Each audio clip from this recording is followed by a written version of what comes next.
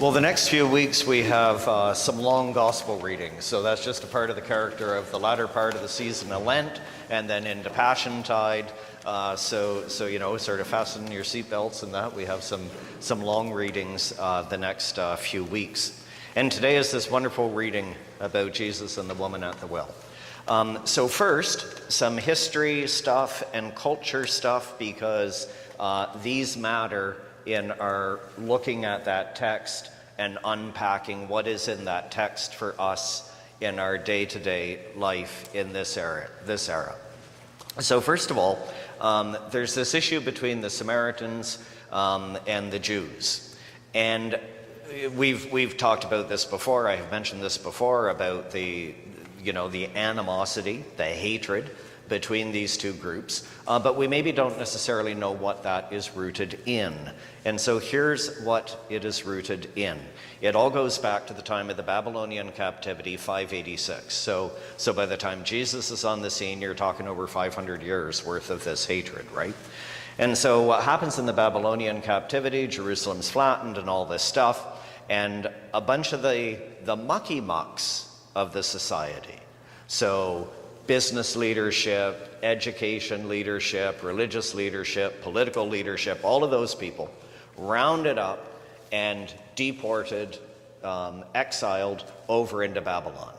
And the Babylonians import a different population to replace those people. That was a part of how they managed their empire, aka oppressing people. Right, as you get no choice, the state tells you you're going to move here and you're going to live there and that sort of thing, and that's how it went. However, they didn't round up and exile everybody. There were all sorts of other people. I won't necessarily implicate you in this, but little people like me, the unimportant people, the peasant people of the area. Well, who cares about them anyway? And so they were just left in place. Keep in mind, at this point in time, lifespans are short. So the time of this exile went on, though there are some debates about this, but let's go with probably the most likely date, or the most likely scenario, 70 years. So in that time, you're talking at least 2, maybe 3 generations worth of people. So there are people who have been left behind. The temple in Jerusalem have been destroyed. And so those people, still being faithful to God, need to develop new ways of worshiping. And over that 70-year, 3-generation span, different customs develop in terms of the religious traditions, different ideas. And they marry and have children with the newly arrived population too. Similarly, those who have been exiled because all of their worship and things was focused on the temple, what do you do now? And remember, we see that in some of the books of the prophets where they are told, oh, marry and have kids in Babylon, like bloom where you're planted. Make a life over in Babylon. And so they do. And then the Persian king Cyrus ends the exile, and all of those people are shipped back. Now what do you do? Because there are people who have remained in the area, and there is now this new to them religious leadership, business leadership, political leadership that has been superimposed upon the local culture. They all look at it as they're coming back home. And they want to pick up where everybody left off 70 years before. And the people who have been there all the time respond with, well, now, wait a minute. Like, where are you guys been all this time? So here's a way of thinking about this, because the timelines would be similar. What if all of a sudden tomorrow the king announced that all political class in Canada, leadership in Canada, is being set aside, and the British aristocracy are going to come and they're going to take over? Can you imagine the friction that would cause? I suspect some of you have read about the King Byng affair back in the 20s, right? It wouldn't go well. The people who stayed, who were not exiled, that's the background of the Samaritans. And so they had developed a new place of worship, new styles, just as the Babylonian exile community had, but they saw themselves as being the faithful remnant, and so did the people who had stayed behind see themselves as the faithful remnant. And so the animosity and hatred, each toward the other, unreasonable though it may seem to us, by Jesus' day, had gone on for centuries, and it ran deep. They saw each other as the enemy, even though, really, they were blood cousins with each other. So there's that. There's the issue of Jesus speaking to a woman in public. Big cultural taboo, no. You do not do that. Men and women do not converse in public with each other ever for any reason at all. It is a big no-no. Another little detail from the text is the time of day that is mentioned. It's the middle of the day, noon. That's not the time when you go to the well. So how many of you in the summer say when you choose to cut your grass on a hot July day, do you choose to cut your grass at, like, say, 2 o'clock in the afternoon? Or maybe 6 or 7 o'clock in the evening, or 8 o'clock in the morning when it's a little bit cooler? You don't choose the middle of the day. So that little detail of when she is coming to the well, because the well was also the social hub of the community. It's where you go to hear what news is going on and, rumors in the community. And the very first parish, when I was first ordained, lived in a little community of 1,000 people. And there's an upside and a downside to that, and they are actually the same. Everybody knows your business. Upside to that and a downside to that too. So it's like that. That's where you gather.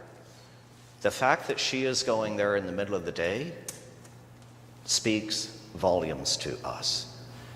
She is the community scapegoat. Nobody wants to have anything to do with this woman. They hate her, clearly. And that may have something to do with the reputation she has in the community. What does Jesus say to her when he says about, go suggest to your husband to come and help with the water? And then when he feeds back to her, that's right, you've had 5 husbands. And you're with a 6th guy now that you're living with, and he's not your husband. So chances are her standing in the community might have something to do with that. Now, I want to be very careful and clear in that regard. I'll tell this. I can tell this story because it is from, it has nothing to do with anyone here. It has to do with a different person far, far away and a long time ago. Okay, so this person had repeated relationships with men who were unfaithful, and then was in a relationship, and I quit counting when they had broken up and gotten back together 32 times. I can have some compassion and heart, like the first couple of times, say. When you get into the low teens, I'm a little bit less compassionate. When you get into the 20s and 30s, I sort of respond to that in a sort of, that's because it's a Wednesday. That's what you two do on a Wednesday. So, I'm a bit less compassionate. But at one point, this person was crabbing about, man are this and man are that, and, all this stuff. And I said to her the one day, I said, maybe it's not man. Maybe it's you. Maybe it has to do with, why do you continue to choose this type of person to have a relationship with? Like, maybe that's what the issue is. That's a part of what I see Jesus doing with this woman, saying, well, you're right, you've had 5 husbands. So maybe she needs to own some of that, and maybe that has something to do with her standing in the community, why she has to be there at noon. However, did you notice Jesus' response to her?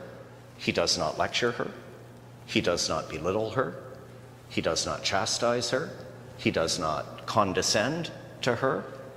That fact seems to be completely inconsequential to him, really. And so what is he doing in this exchange with this woman? I like how feisty she is. She's very earthy, right? This back and forth with Jesus. What is he doing with her? He is providing to her an entirely new identity. Not an identity that is rooted in the village scapegoat, the fact that she's had 5 husbands. He is providing to her a new identity, especially keeping in mind that she's Samaritan, that she is a child of God.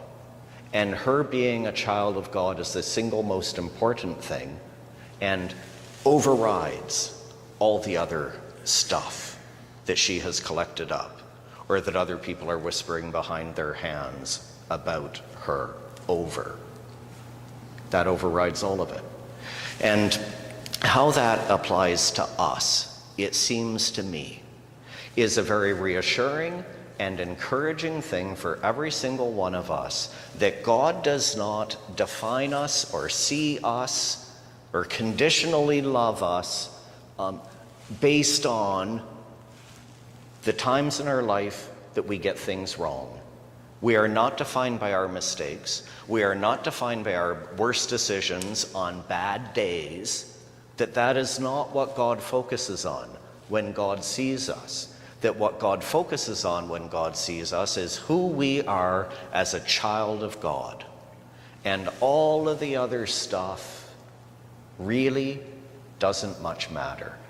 How it matters to us is an issue of, that story I told earlier about the person when I said, well, maybe it's on you, is about us growing, us in terms of self-awareness, self-knowledge, insight.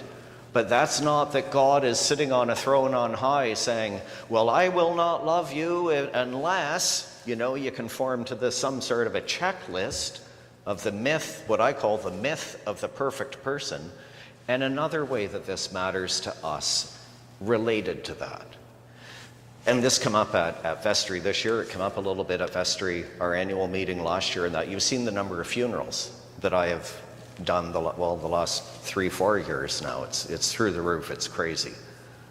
I have done a number of funerals of folks who have died because of suicide. And I have seen some of these notes.